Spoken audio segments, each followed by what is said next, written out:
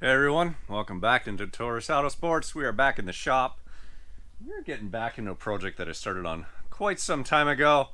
We got this 302 block all torn down. We're getting into that. I'm going to show you how to go through that and also how to make your crankshaft go from looking like this on these journals to looking like this. All nice, clean and tidy. Welcome back to Notorious Autosports. Yeah.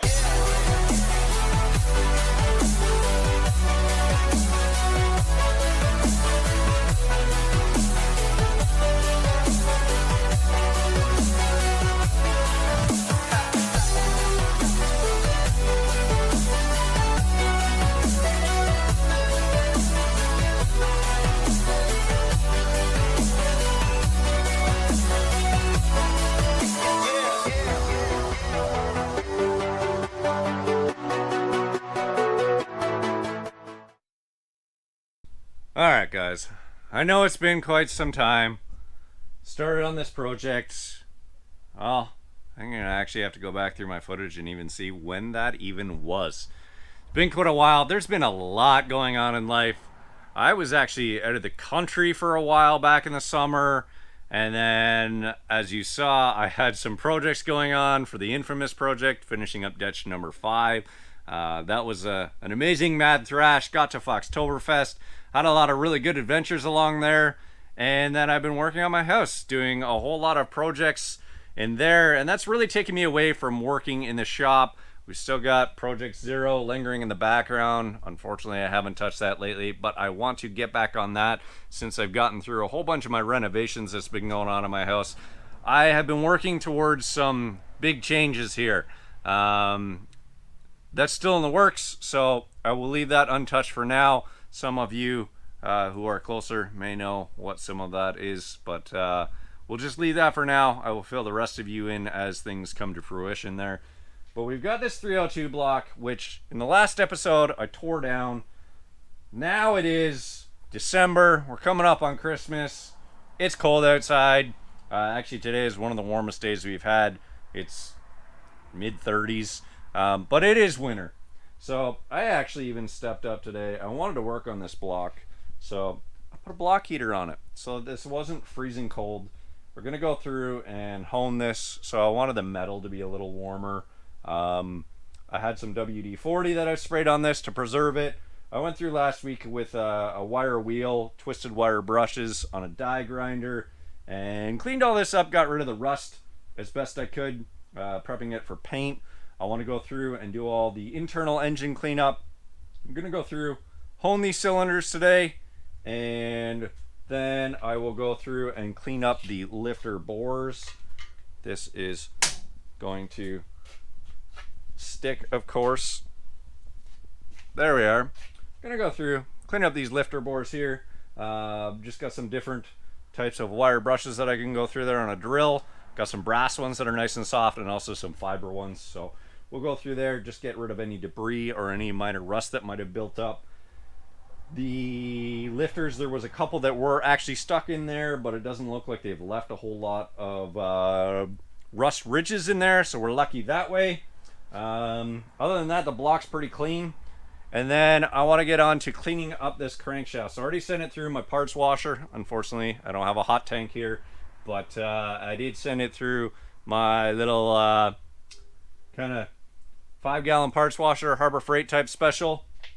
And it's done really, really well that way. Got all the grease off of it, and I'm going to go through and actually polish up all the bearing journals. So I'll show you guys a hack for that on how to clean that up.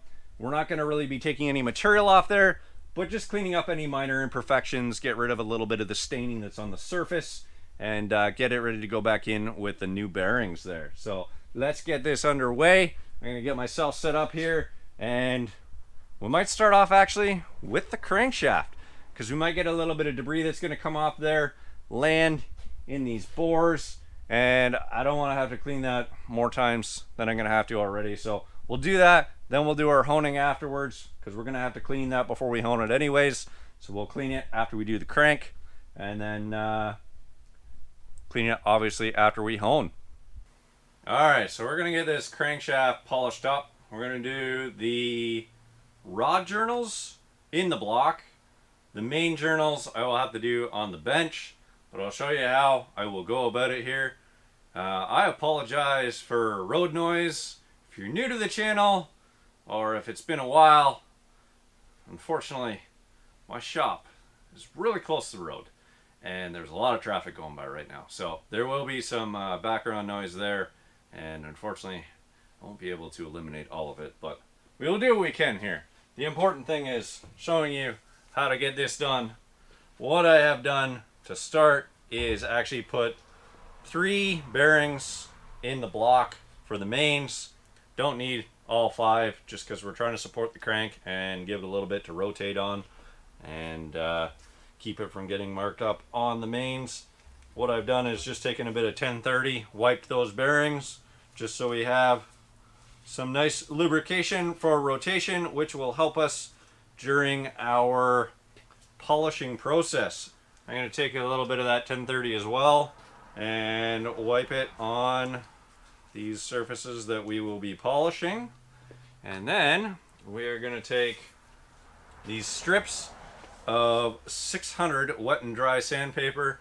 I prefer Norton, but I've got this 3M stuff here right now that I'm trying to use up. So we're going to go through that. And then what you're going to want to do is find a pair of your wife's shoes. Go grab one of her shoelaces. It's going to do the trick. And we're going to take this sandpaper and basically go to the journal, measure the width, go a bit narrower. You don't want it grabbing on the edges here. There is also a bit of a fillet radius as well. You don't need to get to the edge of that. Well, you need to get to the edge of it, but you don't need to get up on that radius. So that is for strength, to keep that crankshaft as strong as can be, but the bearings don't actually go onto that. So you don't need to worry about getting to that, just to the end of the polished surface that is already existing. If you were doing a machined polish, and typically you're going to set this up in a lathe, it's going to be spinning, and you're going to have a belt that is spinning on a machine that you are going to actually rest on that crankshaft as it's rotating.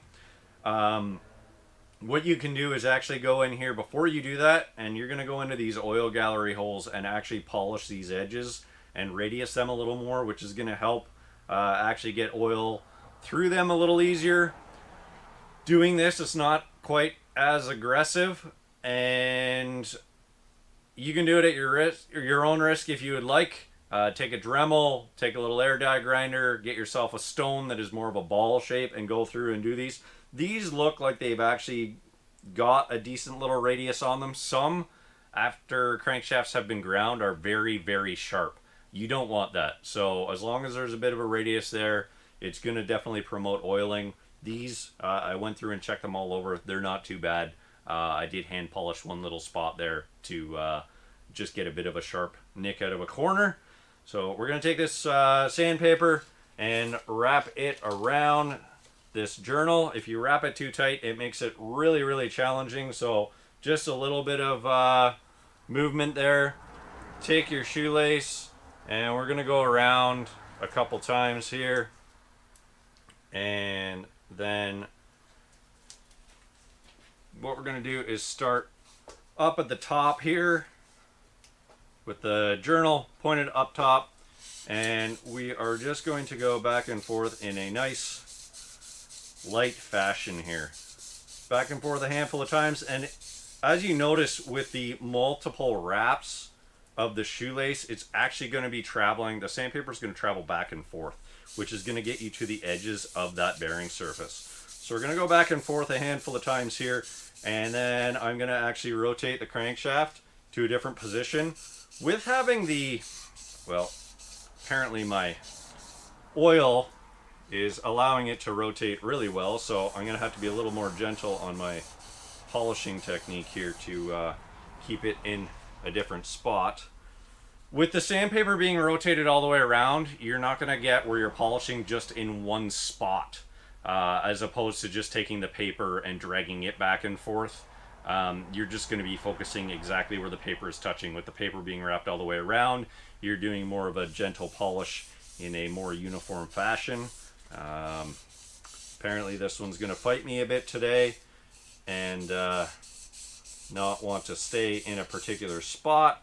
But if we rotate it to a different spot throughout the stroke there, you're gonna basically vary your pressure of the sandpaper on a different portion of the crankshaft, and you're going to change your pressure point that much more to get an even polish going on here. I might actually have to at some point put a main cap in here. There we are. We'll just basically go around the stroke, and it will help vary that polishing process. Sometimes it stays in a good spot, other times it's gonna move around on you. So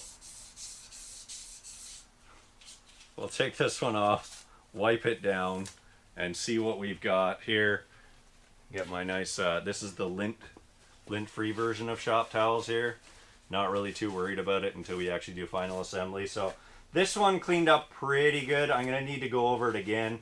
We got a bit of oil staining in the corner here. Again, with it moving around a whole bunch, it's definitely fighting me. So I'm gonna grab my one main cap here. I've still got a bearing in it. This is number 1.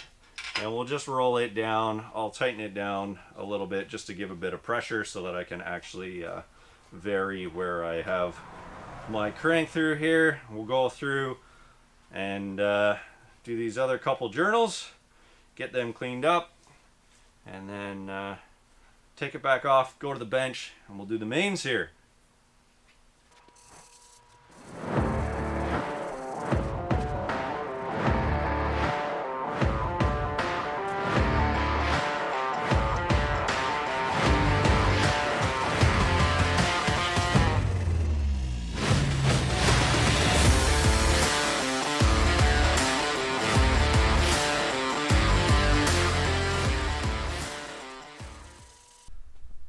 Alright, so as you saw, got through all those raw journals.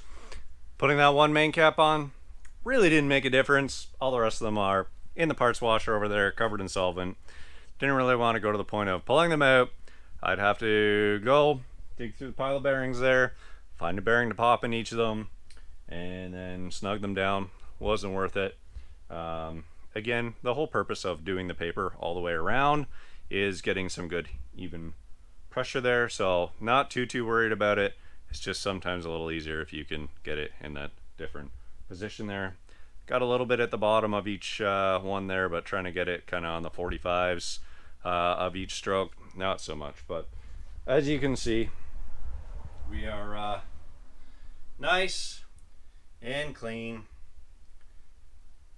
and do not have any nasty oil stains or buildup or anything like that. And that's what we are going for on this. Just nice, simple, and just all you need to do. We're not doing an over-the-top, machined, fully built. This is kind of stuff that you guys can do in your own garage with, as you see, very simple tools. Some sandpaper and shoelaces.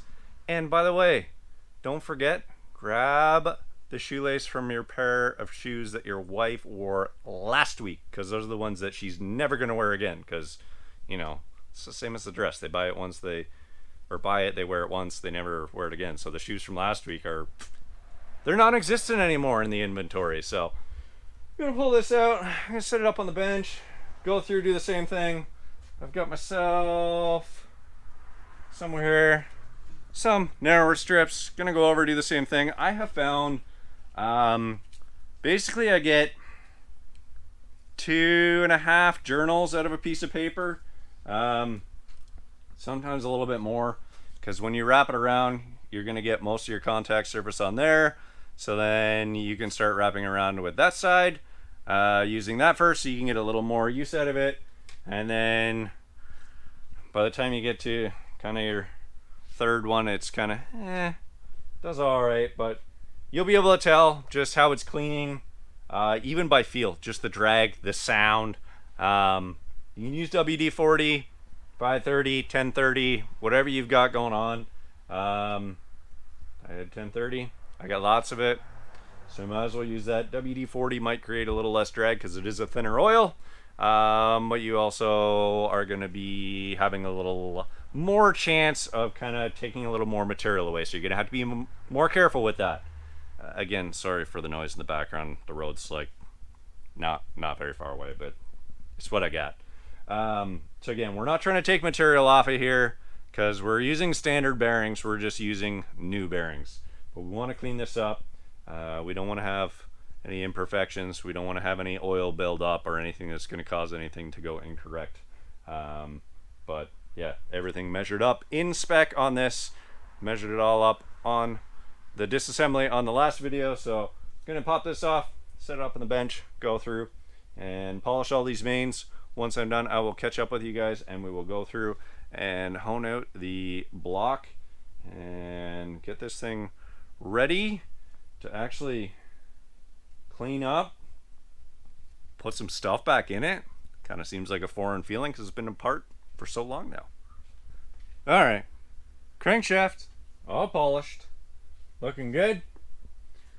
When I had this thing laying down here and looked over, made me think of something that I addressed that I would now like to recorrect from the previous engine video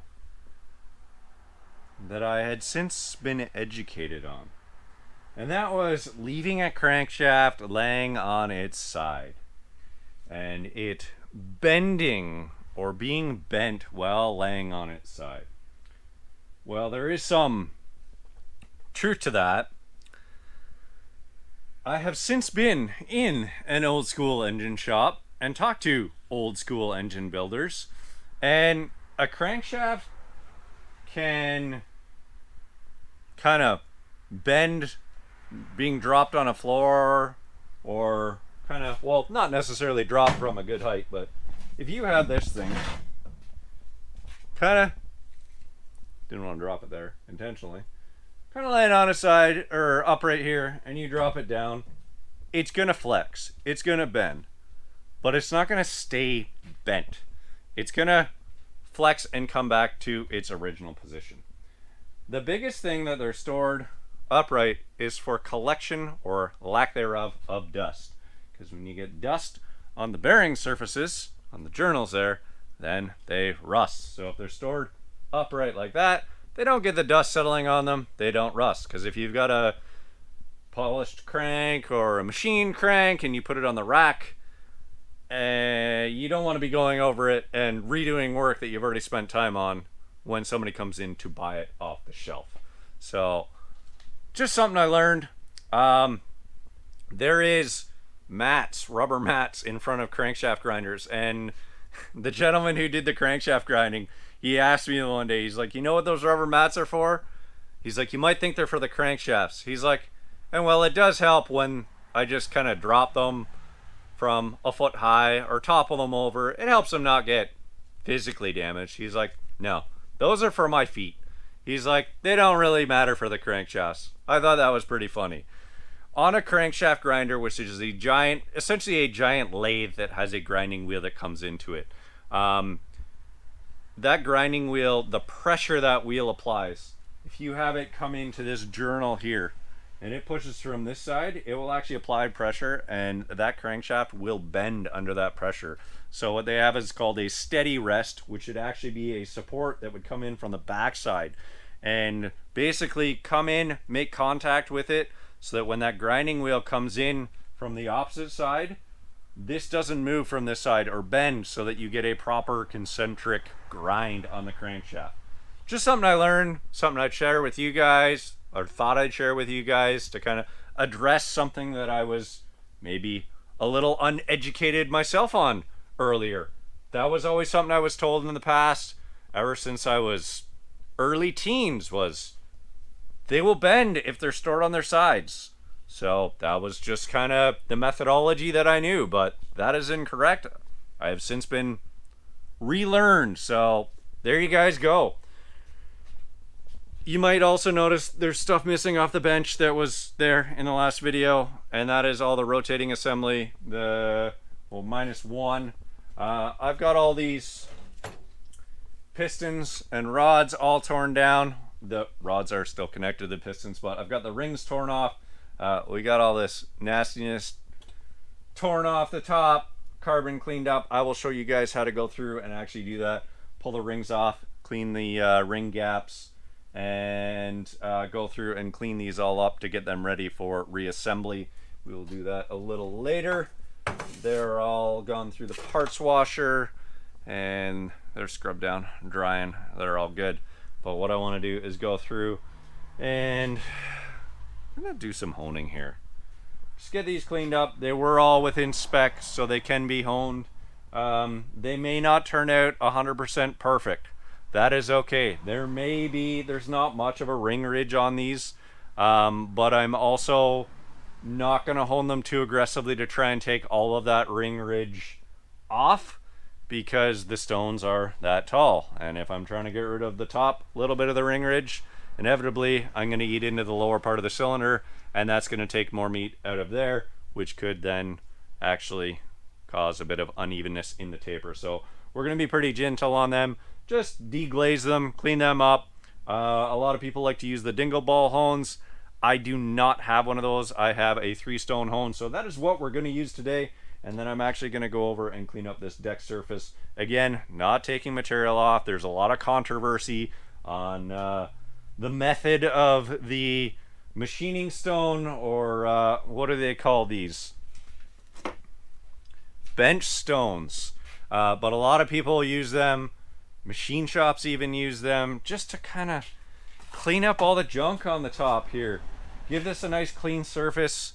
If it's not warped, you don't need to go through and deck the block. So just cleaning it up, give you a nice clean, smooth surface for your gaskets to seal to.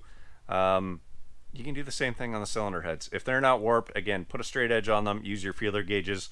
I'll go over that actually, or try and remember to go over that when we do the cylinder heads, show you guys what I'm meaning, and then we can kind of figure that all out, and I'll use that stone on the heads again, give them nice and clean. Again, if I had unlimited resources and time and we weren't worried about trying to keep a budget, and I wasn't worried about trying to show you guys how to do this stuff at home, sure, we'd send it to the machine shop, but not everybody wants to do that. And if the surfaces are flat or within spec, then why bother? We're trying to do this on a budget in the garage at home, something you guys can do yourselves, and this is more fun to do it this way than send it off to a machine shop.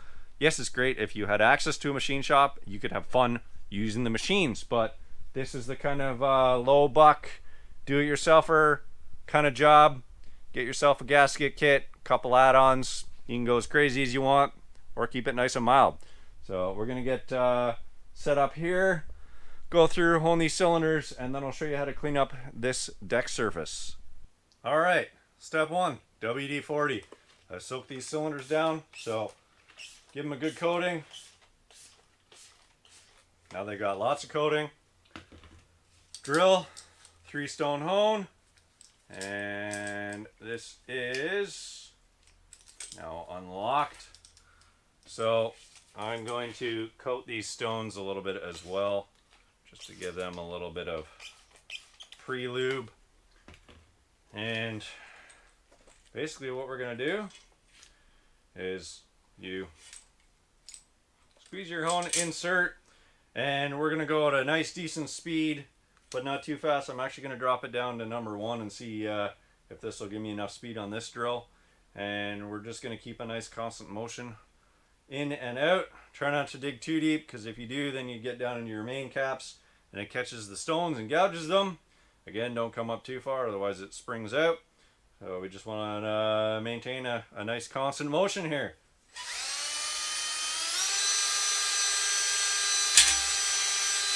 Like that. Don't hit the bottom.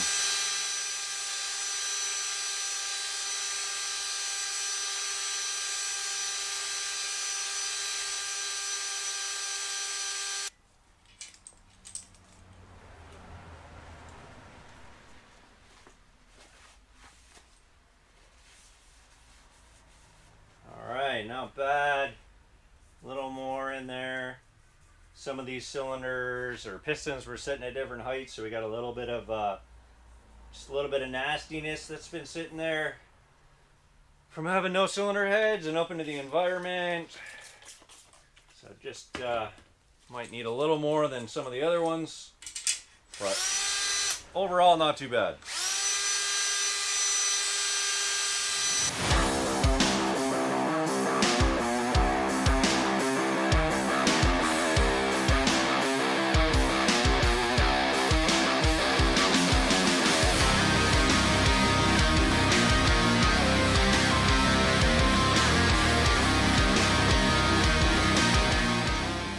Alright, so my camera's about to die, so I'll try and get you guys in here as best I can. Cleaned up pretty well. There's a couple spots where there's a little bit still. I could probably go over a little bit more, but again, I don't want to go too deep. There's a couple spots that are just staining.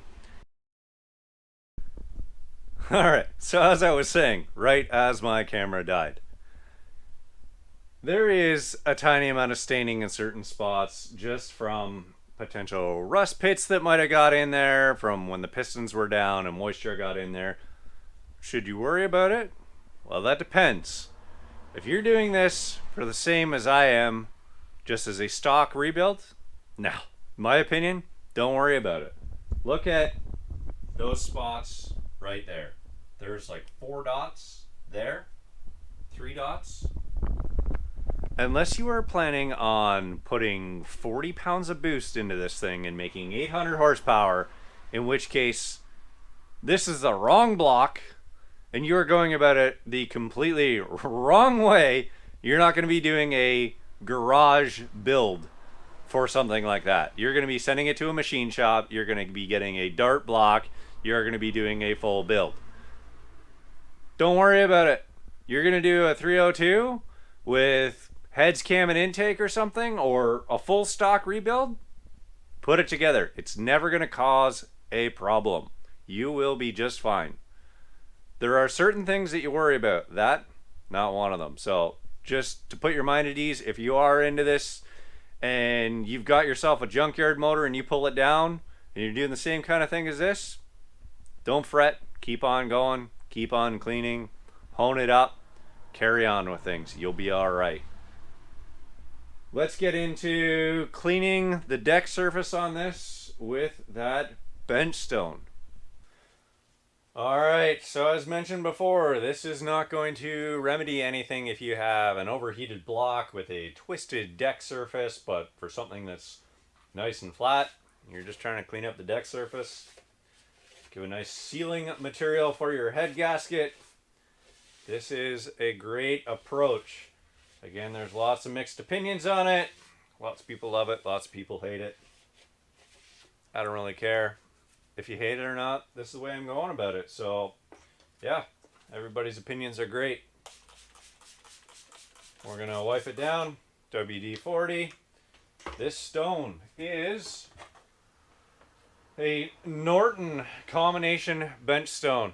Amazon.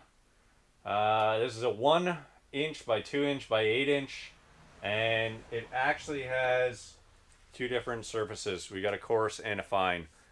There's different materials, different coarseness, abrasive rates, grits, if you will. I went with this one because I had the dual, and I originally needed it to do aluminum. So, again, sorry, traffic. The aluminum, the fine side was really nice for aluminum, and I knew I'd have this project coming up, so the coarse side would be really good for it to kind of cut in a little bit more to the cast block, and then I can finish it with the fine side to give a nice kind of smoother, cleaner finish. So this is a pretty straightforward task. Nothing over the top. Trying to avoid getting the corners into the bores, which we just honed. If you want to kind of relieve any responsibility on that, you can do this first. But we're just going to kind of go across, back and forth. And if you have both of your corners kind of overhanging the deck surface, then your chance of going into a bore is a lot less.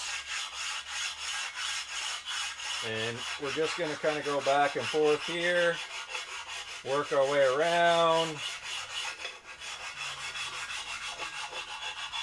and just try and get as much of the color or staining that we had from the old head gasket off. You're not going to get everything. It's not going to look perfect, but you're going to get a decent surface that head gasket can seal. And again, you're doing it in the garage, you're saving yourself some money.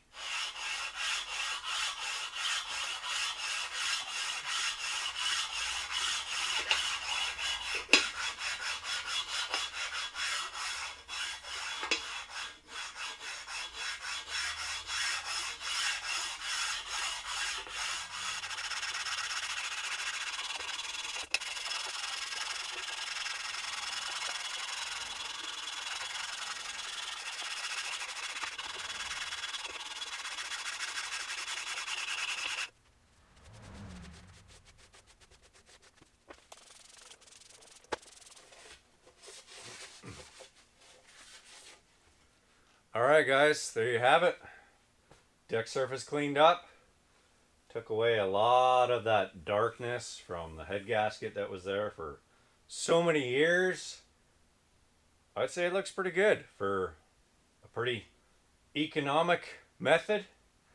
And you're not using sandpaper on a board, 2x4, or a drill box or something like that. Those methods have been done for many years, but I just feel like that has a little more... There's a certain level of accuracy to that. Yes, it is not a machine, but there's at least a higher level of flatness to that. Guys have gotten by with it for years, and if you don't have a warp surface to begin with, that's not going to make it not flat. So we're going to go through... I got to thread chase all these head bolt holes, and then I'm going to clean these bores out, as I said, for all these lifters, and then rinse all this down again, clean all this up, and get it to the point where I can paint it if I want to before I put the rotating assembly in. So I have not decided yet if I want to assemble a short block and then paint it. I may do that. We'll just kind of see how things go, and might before we finish this one off, I might show you guys that piston as far as pulling the rings off and cleaning the grooves, and then we'll finish this video out for this week. Alright, we've got our last piston from our engine, number 4 here. All the rest have already been stripped down, cleaned up, gone through the parts washer. First step on these is actually getting rid of these rings, and some of them are actually stuck, like this top one here. So if I can find my little screwdriver, getting up close and personal there. Alright, we can get this one kind of unstuck. These honestly don't matter if you break them, because you're going to replace them, but you can run a screwdriver around to at least free them up. And then we're just going to kind of pry this ring out and then just work it around and off. Same with the second one down. Go to the end, pry it out, and then just break it off like that. As I just mentioned, there that piece goes. Then we got our oil control ring. So we've got one ring on the top. These don't break as easily because they're really thin. One ring on the bottom, and then we got our wafer spring in between. And it kind of reminds me of, well, when you get one apart, makes you think of braces there. So you got a really thin wire with a wafer spring in there, and then we got our bottom oil control ring. Now these get all kinds of carbon buildup in them, in these grooves. So we want to clean them out. Even running the screwdriver through there. All that carbon. Great thing to use. One of those rings you just broke. So they have a sharp edge on them. They fit really nice in that groove. What you can do is just run it around, and you can even see how much carbon and oil deposits are just coming right out of there. It's great. Works really, really well. So run that around, get the bulk of the junk out of there, cleaned up to start, and then you go pretty high tech here. And there is ring groove cleaners that you can buy. Do I have one? No. Machine shops? Yeah, they got them. They got a little rotating wheel on them that has a bunch of different widths, because different pistons have different widths of rings, or, well, rings and grooves. So you kind of rotate it around. It has a couple kind of stabilizers that go in there, and then the tooth that goes in there, and you rotate it around and clean it. Hacksaw blade does a very similar job. So you, with your piston ring going around, I don't know if you can see it, bring it in real close. It got mostly around the center. The edges are a little harder. So if you take the hacksaw blade and kind of rotate it on its edge, and just kind of go around, and you'll be able to see, rest it on your bench, rest it on your vise, just go around and around. And you don't want to put much pressure because these pistons are aluminum. You're not trying to cut into the piston, you're just trying to get all the junk that's sitting on the surface. It gets nice and clean and shiny in there. You know that you've got the carbon out. So you're going to do this for all 3 ring grooves, and then it's going to look all nice and clean and shiny. And then if you have a parts washer, go dunk your piston in there, let it sit overnight, and a lot of this junk, the oil deposits, carbon, it's going to break down. It's going to come off a lot easier, and then you're not having to get rid of as much in the wire wheel, which is going to come back, hit you in the face, get in your teeth, be all over you, and it's quite a mess. It's a lot of fun. I actually didn't set up my parts washer before I did the first set of pistons, or the first 7 pistons. I had it over there. It was actually set up, I just didn't have solvent in it, and it wasn't plugged in. Then I cleaned up all the pistons, made a mess of myself, and then went, I should probably do that. So I dumped them in there, cleaned them up the rest of the way, and went, it's a lot easier. So I'm going to do that on this last one, now that all the hard ones are done. But here's an example of how clean those grooves look after you run the hacksaw blade through them, just to clean that bit up. I may actually send this through the parts washer first and see how much it softens the stuff in the grooves, and see if it wants to come out. And then you might not have to work so hard at this stuff. But the ones on the oil rings, it's just soft mush.